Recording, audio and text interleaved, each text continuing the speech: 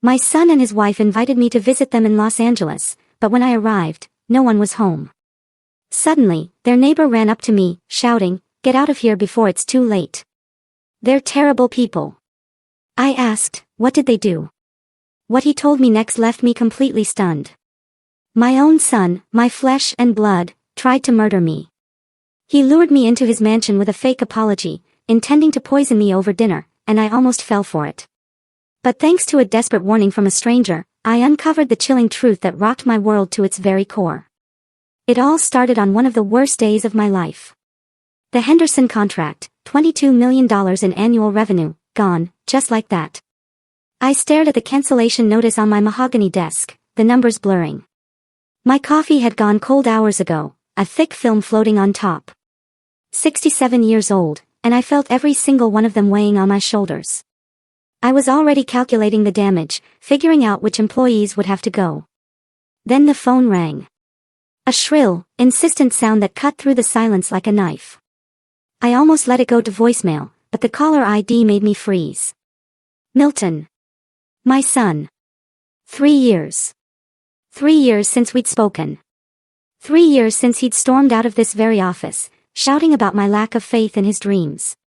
My finger hovered over the answer button, my breath held. "Hello, Dad."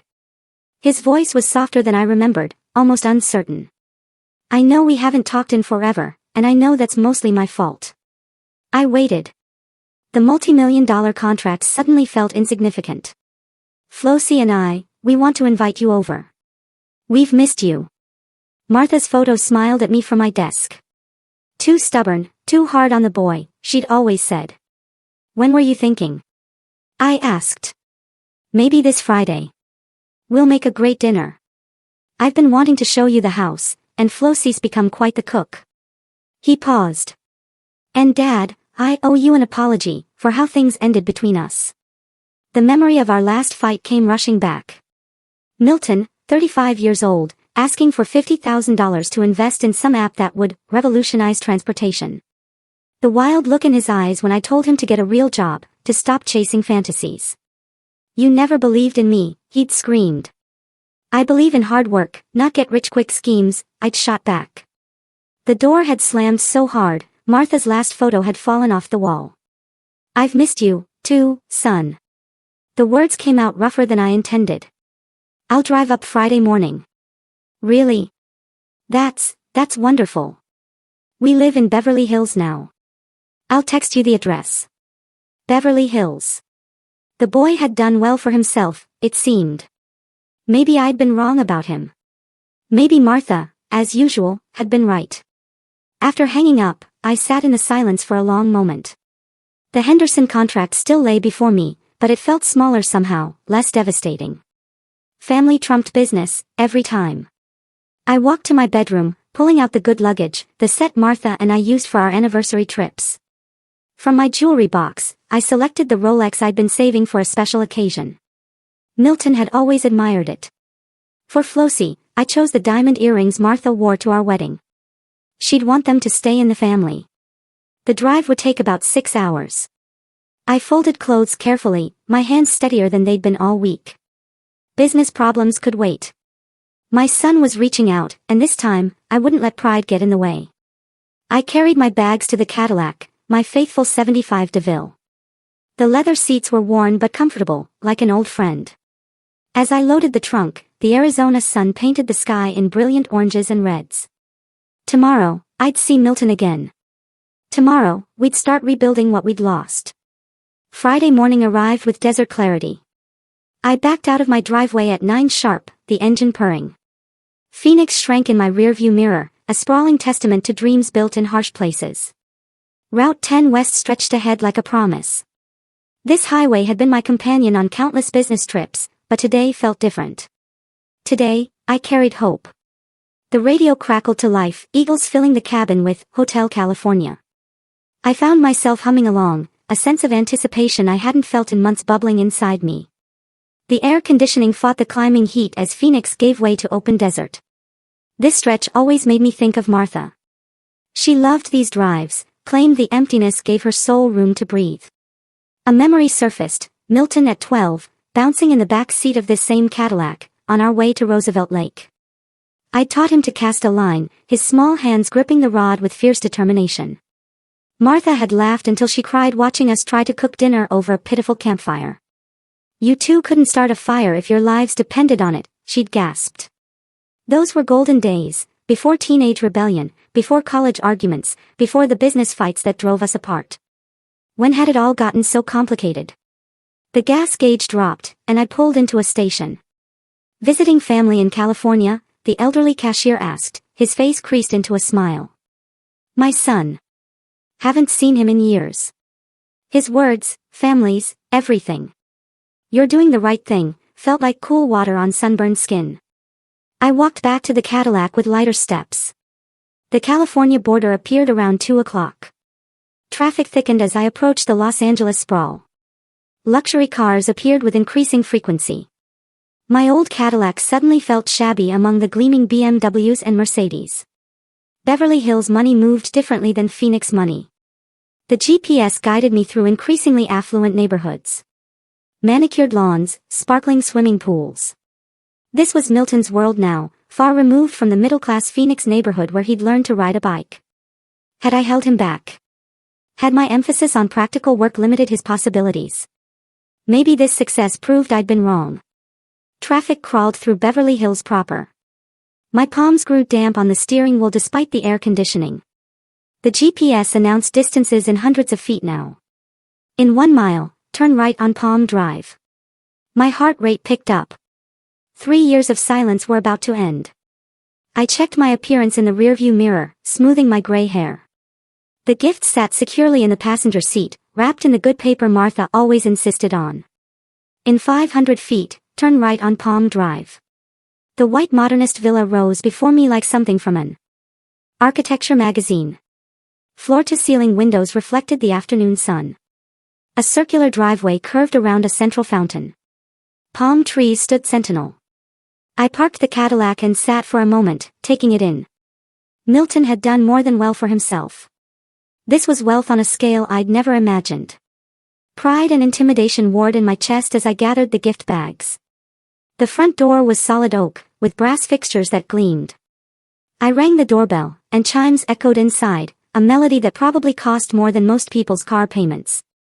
Through the frosted glass, I could make out movement, shadows, but no footsteps. I waited, adjusting my tie. After a full minute, I knocked firmly. "Milton, Flossie." "It's Dad." Silence. I checked my watch. I rang the bell again, holding it longer.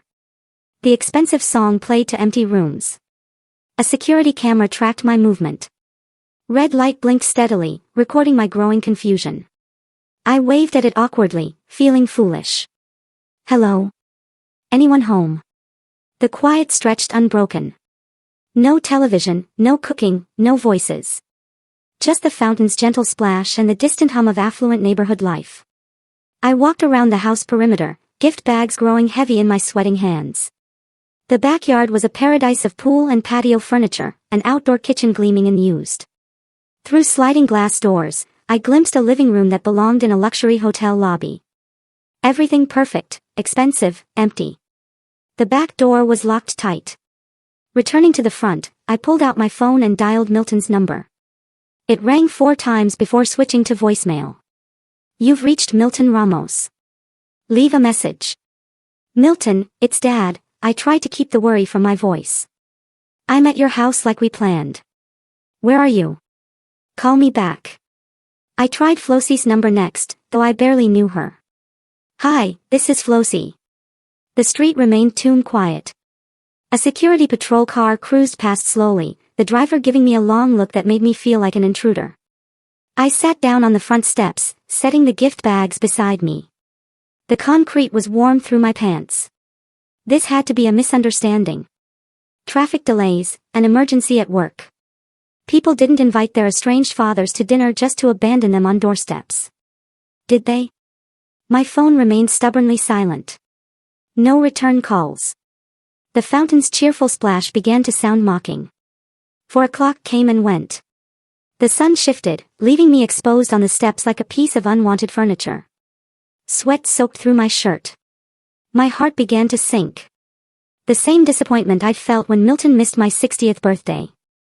The same hollow ache from when he'd skipped Martha's funeral. Patterns repeating themselves despite hopeful promises. I stood up slowly, knees protesting. The gift bags felt heavier now, weighted with foolish optimism. Maybe it was time to accept that some bridges couldn't be rebuilt. That 3 years of silence had created a gap too wide for phone calls to cross.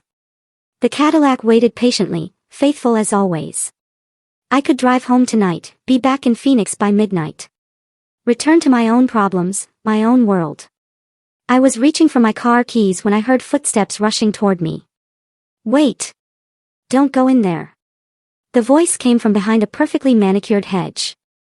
I spun around, nearly dropping the gift bags. A thin man emerged, carrying an electric hedge trimmer. His gray hair was disheveled, thick glasses sliding down his sweat-slick nose. Excuse me.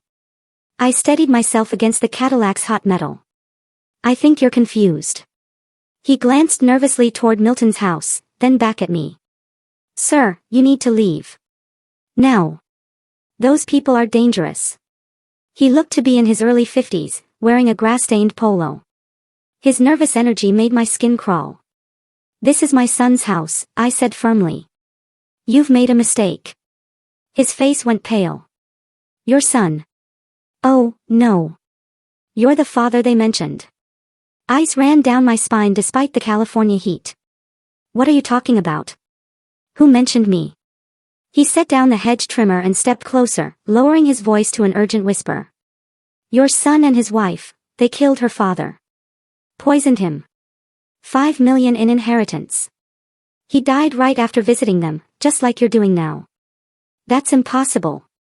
The words came out louder than I intended. You must be mistaken. He was healthy as a horse when he came here for dinner. A week later, he's dead. The man's hand shook. I'm Larry, by the way. I live right there. He pointed to the house next door. I've been watching this place since it happened. People die of natural causes all the time, I protested, but my voice sounded weak. Natural causes don't make you vomit in someone's driveway. Larry's eyes darted toward the security cameras on Milton's house.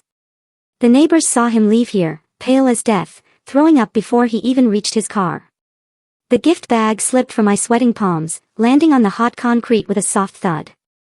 The expensive wrapping paper crinkled, looking suddenly foolish. You're telling me my son is a murderer. The words felt foreign in my mouth. I'm telling you to leave before you become the next victim. Larry backed toward his hedge, clearly terrified of being overheard. That woman, Flossie, there's something cold about her. And your boy, he's changed since he married her. My heart hammered against my ribs. 3 years of estrangement suddenly took on a darker meaning. What if Milton had changed?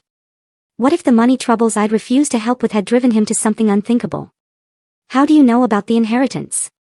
I heard myself ask. Small neighborhood, people talk. Her father was loaded, lived alone in Pasadena, a healthy 70-year-old who played golf twice a week. One dinner with his new son-in-law and daughter, boom, dead within days. The business part of my brain, the part that built a successful company through careful risk assessment, started cataloging details. Wealthy, older parent. Recent marriage. Sudden death after family visit. The pattern made terrible sense, but this was Milton, my son. The boy I taught to fish, who'd cried when his goldfish died. I have to warn you, Larry continued. But I've said all I can say. That's all I can do. He grabbed his hedge trimmer and started backing toward his own property, casting fearful glances at the cameras. Wait! I called after him. What about the police? What about them? Rich people die. Happens all the time. No investigation when there's no evidence. He paused at his gate. Just don't eat or drink anything they offer you. And don't stay the night. Larry disappeared, leaving me with questions that made my stomach turn. The driveway felt like a furnace under my feet.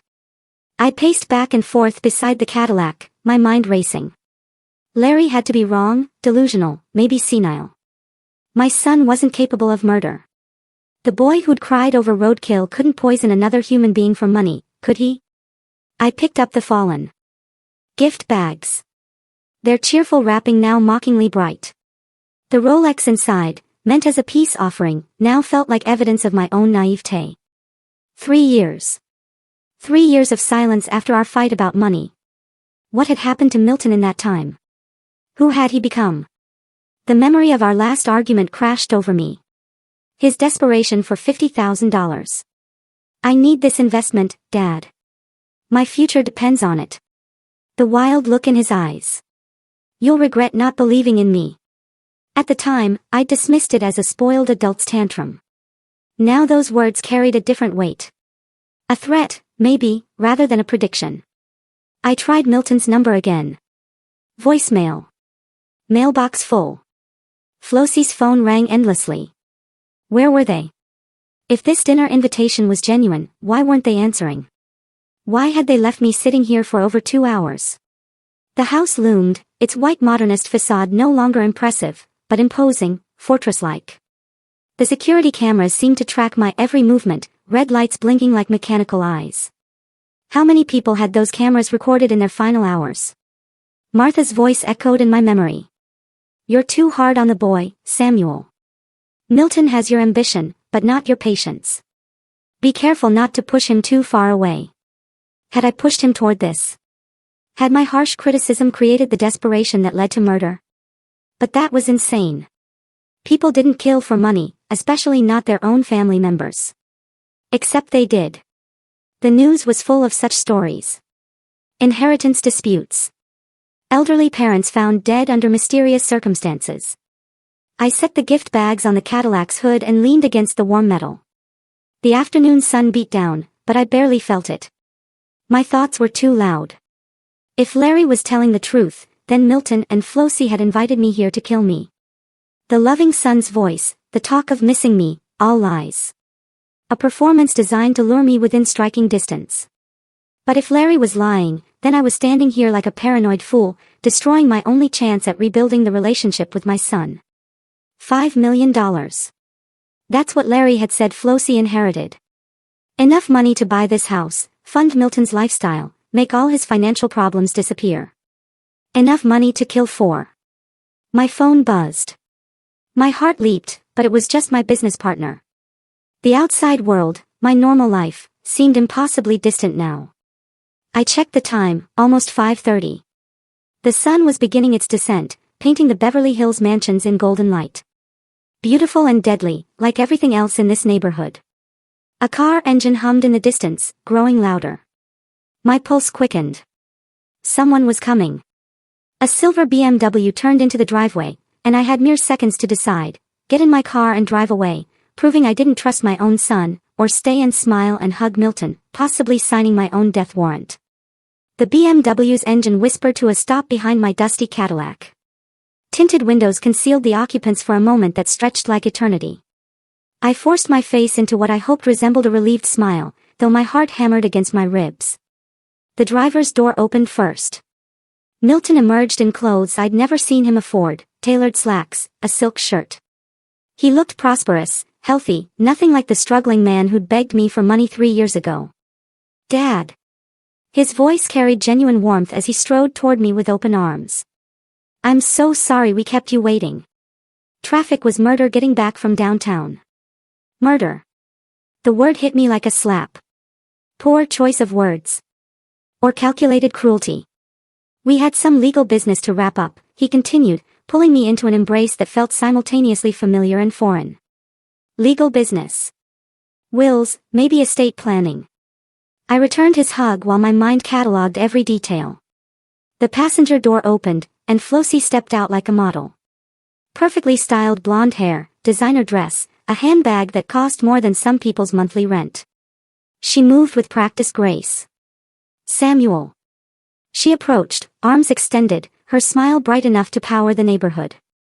You're even more handsome than your photos. Milton showed me so many pictures from when he was growing up. She touched my arm. An hour ago, it would have seemed friendly. Now, it made my skin crawl. I searched her face for signs of guilt, for cracks in the performance, but found only enthusiasm. I hope you brought an appetite, she continued. I've been cooking all afternoon. Your favorites. Milton told me all about your love for pot roast and Martha's dinner rolls. How did she know about Martha's dinner rolls? Milton must have shared more family memories than I'd realized. The intimacy of that knowledge felt like a violation. The drive wasn't too rough, was it? Milton asked, glancing at my travel-worn appearance. 6 hours is a long haul, especially in this heat. Not too bad, I managed, my voice sounding strange to my own ears. The Cadillac handles it well. She's a classic. Milton said, running his hand along the car's faded paint with apparent appreciation. Remember when you taught me to drive in this old girl? I was so scared I'd scratch her. The memory was real, warm, innocent. It belonged to a different life, before suspicions, before the terrible possibility that my son had become a stranger capable of murder. I picked up the gift bags from the car hood, my hands trembling slightly. I brought you both something, just small tokens. Dad, you didn't have to do that. Milton's eyes lit up. You being here is gift enough. Flossie clapped her hands together like a delighted child. Oh, how sweet. But first, let's get you inside where it's cool. You look overheated, and I've got iced tea waiting. Iced tea. My throat was parched, but Larry's warning echoed in my mind. Don't eat or drink anything they offer you. They flanked me as we walked toward the front door. Milton carrying one of my bags, Flossie chattering. The perfect host and hostess. The front door opened with an electronic beep. Keypad entry. An expensive security system, the kind that could keep people out, or keep them in. The interior took my breath away. Marble floors gleamed under crystal chandeliers. Designer furniture arranged with museum precision. Art on the walls that looked original and expensive. Every surface spoke of money. Serious money. The kind that transformed lives overnight. We've done some updating since we moved in, Milton said with obvious pride, giving me the tour like a real estate agent. The kitchen was completely gutted and rebuilt. Flossie has very specific ideas about cooking spaces. Specific ideas about cooking spaces, or specific needs for food preparation that required privacy and control. It's beautiful, I said. Honestly, you've both done very well for yourselves. We've been lucky with some investments, Milton replied, but something in his tone suggested the conversation was closed. Come on, let me show you the living room. The view of the canyon is incredible. They led me deeper into their palace, their voices cheerful and welcoming. If this was an act, it was flawlessly performed. If it was genuine, then Larry was a paranoid neighbor. But as I followed them toward the kitchen, the expensive house felt less like a home and more like a beautiful trap. And I couldn't shake the feeling I was walking to my death. Martha's melody followed me into the gleaming kitchen like a ghost from happier times. Flossie stood at the professional-grade stove. Her back turned, stirring something that smelled of garlic and herbs. The tune she hummed twisted my heart. My dead wife's favorite song, now coming from the throat of my potential killer. Just getting some water, I announced, opening what seemed like the obvious cabinet for glasses. Crystal stemware caught the light, expensive pieces that belonged in a museum. Everything here screamed money. The kind of sudden wealth that raised questions.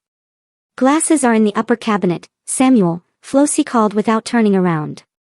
Found them. Thank you. My hand reached for a simple water glass, but the cabinet door swung wider than intended. Behind the cleaning supplies, a small brown bottle caught my eye. My business instincts, honed by decades of risk assessment, immediately flagged it as wrong. Dish soap and window cleaner didn't require pharmaceutical containers. I glanced at Flossie, still busy at the stove, humming Martha's song like a mockery of family memories. The bottle felt cold in my palm. The label faced me clearly, as if fate wanted me to read every word. Potassium cyanide. Handle with extreme care. Warning symbols covered half the space. A skull and crossbones grinned up at me like death's business card. Time stopped. Larry had been right. They really were trying to kill me. My hands shook, nearly dropping the evidence. Every thriller movie I'd ever seen, every news story about family murders, suddenly became real and personal. This wasn't fiction. This was my son planning to poison his own father. How much did it take? A few drops, a teaspoon. The label warned of extreme danger. My businessman's mind calculated while my father's heart broke into pieces. The cooking sounds continued behind me. Flossie, chopping, stirring, completely unaware that I'd found her murder weapon. She probably thought herself clever, hiding it behind everyday items. But I had looked. And now I knew. I forced my trembling hands to replace the bottle exactly where I'd found it. The cabinet closed with a soft click that sounded thunderous to my ears. Every movement had to appear natural, casual, the actions of a thirsty father-in-law helping himself to water. The tap ran cold water into my glass while my mind raced through implications. $5 million in inheritance. A house worth millions. A lifestyle neither Milton nor Flossie could afford through legitimate means. The pattern was clear now. They'd killed before, and I was next on their list. How's the water, Samuel? Flossie's voice carried false concern. Perfect. Thank you. I turned from the sink, glass in hand, watching her move around the kitchen with new eyes. Every gesture now seemed calculated. Every smile hid murder. She'd killed her own father, and now she was helping my son plan my death. The irony burned. She was humming Martha's favorite song while preparing to send me to join my wife in the grave. But knowledge was power. They thought I was an unsuspecting victim, a lonely old man desperate for family reconciliation. They had no idea their plan was already discovered, their weapon identified, their intentions exposed. I took a long drink of water, buying time to think. How many people had stood in this same kitchen, trusting these same smiles, only to die within hours? How many family dinners had become execution chambers? The humming continued, that beloved melody turned sinister by its new singer. I turned from the sink with my water glass, knowing that everything Flossie was preparing, including our family dinner, was now potentially deadly. The living room felt different now, like a theater stage where everyone performed roles except me. Milton looked up from his magazine as I returned. His smile, the same one I'd taught him to use on customers when he was 12. Found what you needed, Dad? Yes, thank you. Beautiful kitchen. The words came out steadier than I felt. You've both created something special here. I chose the leather armchair with a clear sight line to the kitchen doorway. Milton didn't question my positioning, too focused on playing the perfect host. From here, I could observe Flossie's movements while maintaining conversation. Tell me about this LA real estate market, I said, needing Milton's attention directed away from my surveillance. Seems like you've done well for yourselves. We've been lucky with some investments, Milton replied. The same vague explanation from earlier. The key is knowing when to take risks. Through the doorway, Flossie moved with practiced efficiency. Multiple wine bottles sat open on the marble island. Expensive reds that would have impressed me an hour ago. Now they looked like props in an elaborate murder scene. Samuel, do you prefer red or white? She called from the kitchen. Whatever you recommend, I replied, watching her select a bottle of Cabernet. That probably costs more than most people spent on groceries. Milton launched into a discussion of California wine regions while I maintained appropriate responses, but my attention stayed locked on the kitchen where Flossie poured 3 glasses of deep red wine. She set 2 glasses aside near the window. The third remained by the stove. My heart hammered against my ribs as she glanced toward the living room, checking our positions. Milton was deep in his wine expertise monologue, gesturing with his hands, completely unaware his wife was preparing to commit murder. Flossie reached into the lower cabinet, the same one where I'd found the poison bottle. Time dilated as she retrieved the small brown container. Her movements were quick but careful, practiced. This wasn't her first time. She'd done this before, probably in this same kitchen, maybe to her own father. Clear liquid dripped into the wine glass closest to the stove. 1 drop, 2, 3. A gentle swirl mixed the poison with the Cabernet, creating what looked like an innocent glass of expensive wine. The bottle disappeared back into its hiding place. The Napa Valley producers really understand terroir, Milton was saying, his voice seeming to come from underwater. That's what separates good wine from great wine. Great wine mixed with deadly poison, I thought. Watching. Flossie arranged the glasses on an elegant serving tray. The poisoned glass held its position. I memorized exactly which one she doctored.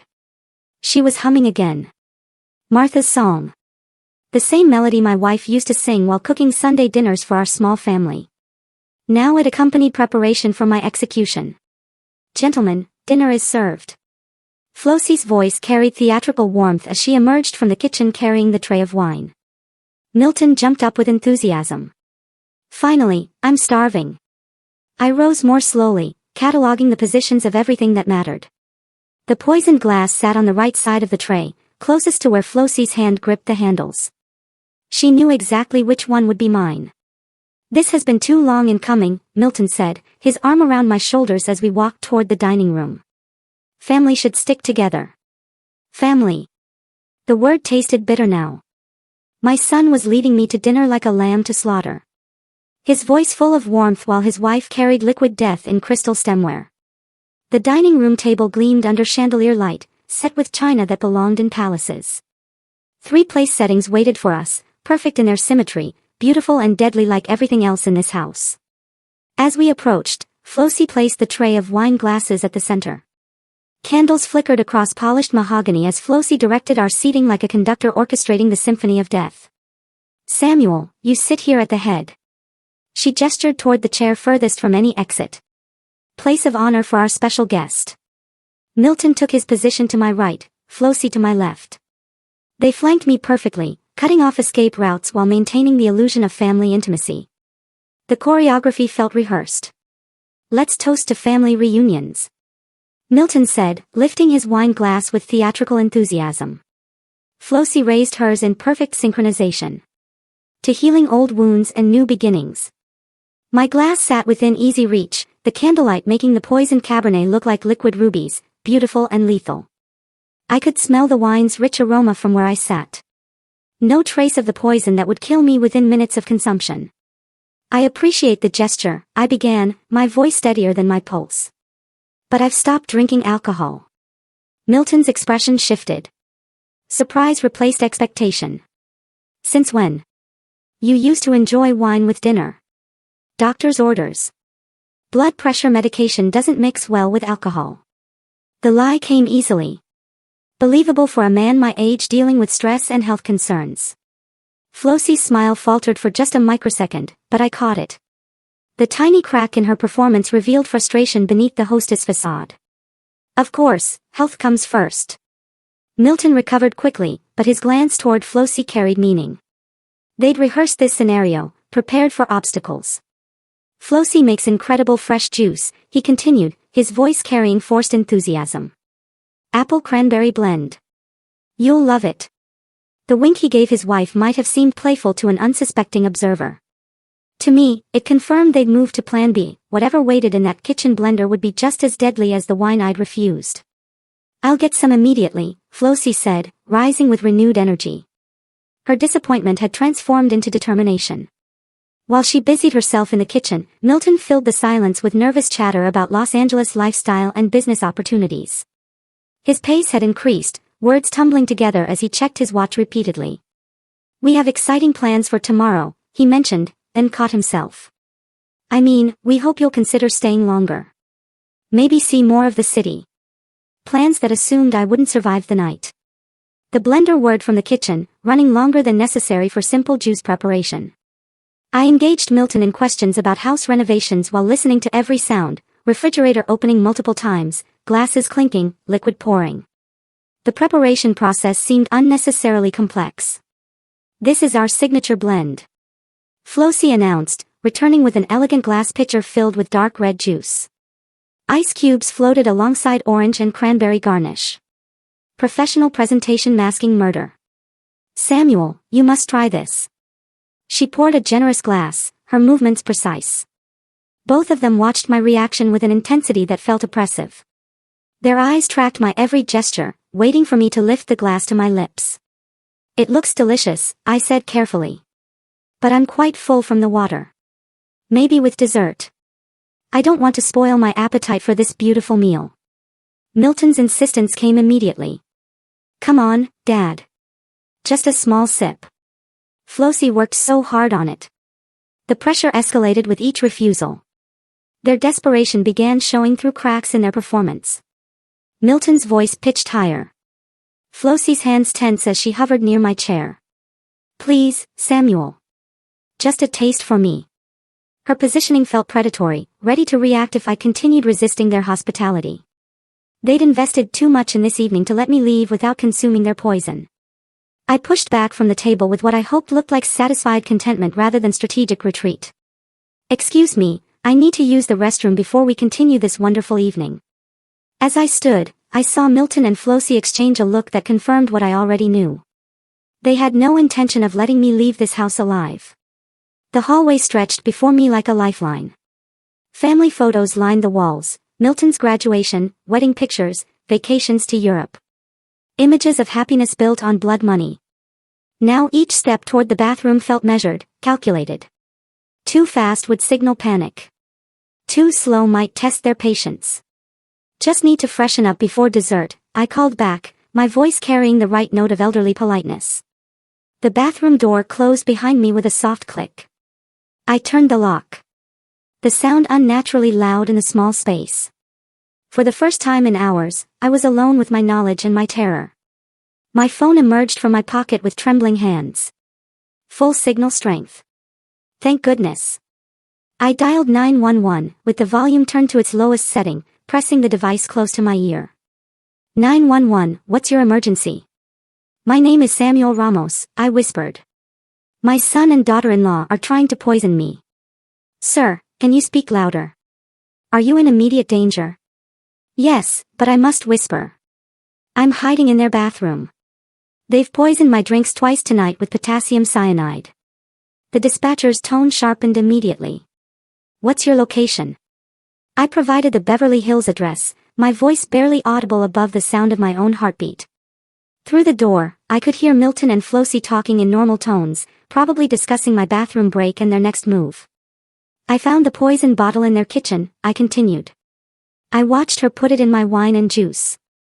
They killed her father the same way last year for inheritance money. Sir, stay on the line. Officers are being dispatched. Are there weapons in the house? I don't know about guns, but the poison is enough. They think I'm just using the facilities. How many people are in the house with you? 2. My son, Milton, and his wife, Flossie. They're waiting for me to return so they can try again. The dispatcher's professional calm steadied my nerves. Officers will be there in approximately 20 minutes. Can you stay safe that long? 20 minutes. An eternity when you're performing for your life. I'll need to go back and act normal, or they'll suspect something. The poison drinks are still on the dining table. The cyanide bottle is under the kitchen sink, behind cleaning supplies. Don't touch anything else. Let the officers collect evidence. Keep your phone accessible, but not obvious. I flushed the toilet and ran water in the sink, creating authentic bathroom sounds. In the mirror, my reflection looked older than my 67 years, but my eyes held a determination I hadn't felt since Martha's death. What if they try to force me to drink something? Refuse everything. Create any excuse. Help is coming, Mr. Ramos. I understand. I'm going back now. The connection ended. I slipped the phone into my pocket, took a deep breath, and prepared to perform the role of my life. The unsuspecting father, grateful for family reconciliation, unaware that dessert would be my last meal. Milton's voice carried through the door. Dad, you okay in there? Dessert's ready. Coming right out. I opened the bathroom door and walked back toward the dining room, knowing that in less than 20 minutes, this house of lies would be filled with police officers, and my son's life would be over forever. The dining room felt like a stage where I performed my final act. Flossie had arranged an elaborate apple pie, steam rising from its golden crust. Hours ago, it would have looked appetizing. Now it represented another potential murder weapon. Samuel, I made this especially for you, she announced, knife poised over the dessert. Your favorite, Milton told me. It looks absolutely wonderful, I managed, checking my watch discreetly. 15 more minutes. But I'm quite full from that delicious dinner. Let me digest first. Milton's enthusiasm felt forced. Come on, Dad. Just a small piece. Flossie spent all afternoon on it. I deflected with practiced ease. Tell me about your neighborhood first. I saw some beautiful homes driving in. The real estate market here must be incredible. The conversation bought precious time, but I could see frustration building behind their smiles. Milton checked his phone repeatedly. Flossy's grip on the serving knife tightened with each passing minute. Then salvation arrived in the form of car doors slamming outside. Milton frowned toward the front window. That's strange. Sounds like a lot of cars. Heavy footsteps crossed the walkway. The doorbell rang, followed immediately by authoritative knocking that made the expensive front door rattle. I'll get that, Milton said, confusion replacing his dinner party charm. Flossie followed him toward the entrance while I remained seated, my heart pounding with relief and anticipation. LAPD, we received a call about a possible poisoning incident at this address. Milton's voice cracked with shock. Poisoning? There must be some mistake, officer. I stood up and walked toward the foyer where 3 uniformed officers filled the doorway. Their presence transformed the elegant entrance into a crime scene. Officers, I'm Samuel Ramos. I made that call. The color drained from Flossie's face like water from a broken glass. Milton's confusion shifted to horror as understanding dawned. Dad, what did you do? I called for help when I discovered you were trying to murder me, I replied, my voice steadier than it had been all evening. The lead officer stepped forward. Mr. Ramos, where are the items you mentioned? I gestured toward the dining room. The poisoned wine and juice glasses are on the table. The potassium cyanide bottle is in the kitchen under the sink behind cleaning supplies. Milton's desperate denials filled the air. This is insane. We would never hurt my father. He's confused, possibly having some kind of episode. But Flossie remained silent, her calculating mind already working on damage control. Her silence spoke louder than Milton's protests. 2 officers moved toward the dining room while a third headed for the kitchen. Within minutes, they were photographing evidence and carefully bagging the poisoned beverages I'd refused to consume. The cyanide bottle is exactly where he described, called the kitchen officer. Milton's face went white as the implications hit him. The evidence was undeniable, physical, damning. Sir, you're under arrest for attempted murder, the lead officer announced, producing handcuffs. Dad, please. Milton's voice broke as the cuffs clicked around his wrists. Tell them this is all a mistake. I met his eyes for what I knew would be the last time. You stopped being my son when you decided to murder me for money. Flossie's arrest proceeded with professional efficiency. She offered no resistance, no pleas, just cold calculation of her odds. As they read her rights, I saw only hatred in her eyes when she looked at me. Larry appeared from his house next door, drawn by the police cars and flashing lights. I warned him earlier about these 2, he told the officers. Something was very wrong here. Thank you, I said to Larry as Milton and Flossie were loaded into separate patrol cars. You saved my life. The neighbors had gathered on the street, drawn by the spectacle of wealth and privilege crumbling under police lights. The house that had seemed so impressive hours earlier now looked like what it truly was, a monument to murder, funded by blood money. As the police cars pulled away with my son and his wife in custody, I stood in the driveway where I'd arrived with such hope just hours earlier, knowing that justice was only beginning. The hardest part, living with the truth about my family, still lay ahead. The months between June and September passed in a blur of legal meetings, evidence reviews, and sleepless nights. I sold my logistics company to cover legal expenses and the emotional toll of testifying against my own son.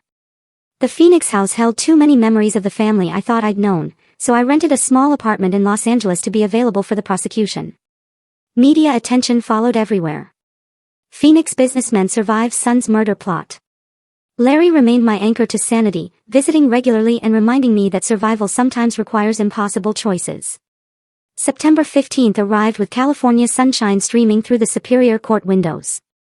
The courtroom's wood paneling and formal atmosphere couldn't diminish the surreal nature of watching my son and daughter-in-law's betrayal unfolded with methodical precision. The poison bottle exhibited to the jury with its clear warning labels. Laboratory analysis confirming cyanide in both wine and juice glasses. Financial records showing Flossie's convenient inheritance and subsequent spending spree. Larry testified about his warnings and suspicions. His nervous energy on the witness stand reminded me of when he'd rushed from behind his hedge to save my life. Then came my turn. Mr. Ramos, please tell the court what happened on the evening of June 20th. I recounted the discovery in the kitchen cabinet, watching Flossie poison my drinks. The desperate bathroom phone call. The jury listened with rapt attention as I described performing for my life while my would-be killers served dinner. The defense attorney tried to portray me as a confused elderly man, perhaps suffering from paranoid delusions, but my business background and clear recollection of events undermined their strategy. "Mr. Ramos," the prosecutor asked, "are you certain about what you witnessed?" "I saw her add poison to my drink with my own eyes. My son invited me to dinner to kill me for my money." The words hung in the courtroom air like an indictment of everything family should represent. Expert testimony followed on cyanide's lethality and proper storage protocols. Financial forensics revealed the inheritance money timeline. Most damning, investigators had reopened the case of Flossy's father's death, finding suspicious similarities. The defense's desperation showed in their closing arguments, grasping at explanations for household poison storage and misunderstood dinner preparations. But the evidence was overwhelming, undeniable, deadly. 6 hours of jury deliberation over 2 days felt like an eternity. When they returned, the foreman's solemn expression told the story before he spoke. "We find the defendants guilty on all charges." Relief and heartbreak collided in my chest. Justice had been served, but the cost was everything I believed about family. The judge's sentencing was swift and final. Milton received life imprisonment without parole for attempted murder and conspiracy. Flossy got life for her father's murder and the attempt on mine. The $5 million inheritance was ordered returned to her father's estate. As they led Milton away in shackles, he made one final desperate appeal. "Dad, I never meant for it to go this far." "You stopped being my son when you chose money over love," I replied. The words cutting through years of false hope and willful blindness. Flossy maintained her cold silence to the end, showing no remorse, no recognition of the lives destroyed by her greed. I walked down the courthouse steps into California's sunshine, feeling simultaneously empty and free. The drive back to Phoenix represented more than geographical transition. It was a journey toward whatever remained of my life. The desert landscape looked different now, cleaner somehow, as if the truth had burned away illusions like morning fog. Larry had helped me pack, promising to visit once I settled back home. I used part of the recovered inheritance money to establish a scholarship fund for students studying business ethics.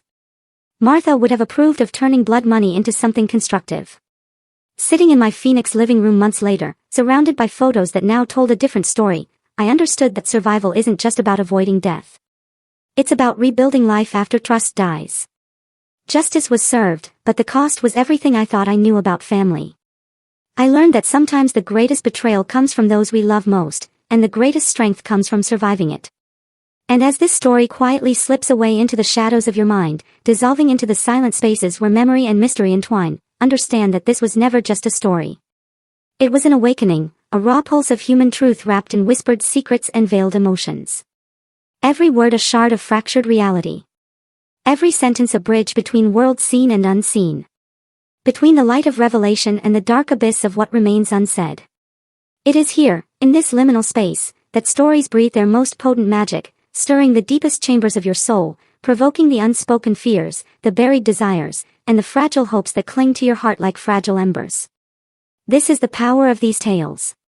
These digital confessions whispered into the void, where anonymity becomes the mask for truth, and every viewer becomes the keeper of secrets too heavy to carry alone. And now that secret, that trembling echo of someone else's reality, becomes part of your own shadowed narrative, intertwining with your thoughts, awakening that undeniable curiosity. The insatiable hunger to know what lies beyond. What stories have yet to be told? What mysteries hover just out of reach, waiting for you to uncover them? So hold on to this feeling, this electric thread of wonder and unease. For it is what connects us all across the vast unseen web of human experience. And if your heart races, if your mind lingers on the what-ifs and the maybes, then you know the story has done its work. Its magic has woven itself into the fabric of your being. So before you step away from this realm, remember this. Every story you encounter here is a whispered invitation to look deeper, to listen harder, to embrace the darkness and the light alike. And if you found yourself lost, found yourself changed, even slightly, then honor this connection by keeping the flame alive. Like this video if the story haunted you. Subscribe to join the fellowship of seekers who chase the unseen truths and ring the bell to be the first to greet the next confession, the next shadow, the next revelation waiting to rise from the depths. Because here we don't merely tell stories. We summon them. We become vessels for the forgotten, the hidden, and the unspoken. And you, dear listener, have become part of this sacred ritual. So until the next tale finds you in the quiet hours, keep your senses sharp, your heart open, and never stop chasing the whispers in the silence. Thanks for watching. Take care. Good luck.